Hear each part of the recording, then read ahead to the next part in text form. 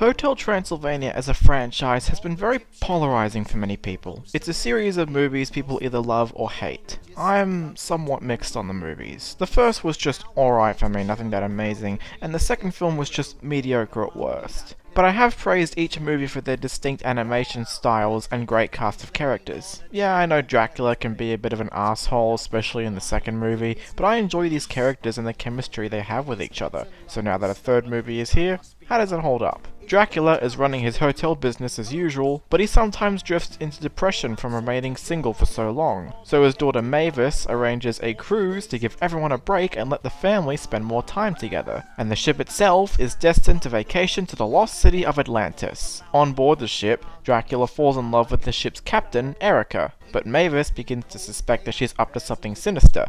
It turns out that she's the great-granddaughter of Van Helsing, who's been wanting to kill Dracula for so long, and since Dracula's caught his eyes on her, Helsing wants Erica to kill Dracula as well as all the other monsters on the ship.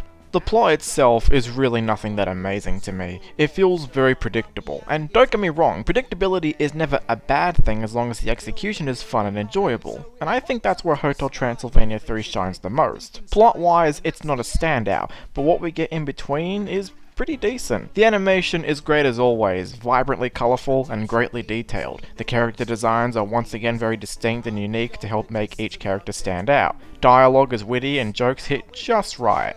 It's a little hit and miss, but more good jokes stand out than the bad ones in my opinion. My favourite joke in the whole movie was the villain's plan in general. He wants to bring the monsters on a cruise ship and bring them to a location that will literally kill them. Call the protagonist stupid, but that's funny. And my favourite thing about the trilogy still stands. The chemistry between the characters is still great. I love seeing Dracula hanging out with his friends. It's just so relaxing and nice to me. Seeing them having fun together and playing off one another is a joy to watch. The romance between Dracula and Erica is very sweet. I am somewhat annoyed that the movie kind of goes into the liar reveal trope, which is one I can't stand. But it's nowhere near as bad as it was in movies like A Bug's Life or Duck Duck Goose. I don't have a hard time believing they're in love. It's genuine development. The film is not without its faults. It certainly has its forced and trendy moments that were kind of painful to watch, such as the main characters dancing to popular music, and a climax that didn't really make a lot of sense. I mean, seeing all the characters dancing to the Macarena was just cringe. And I may have just had a ton of praise earlier on for the humour, but even I'll admit the movie sometimes tries to be too silly,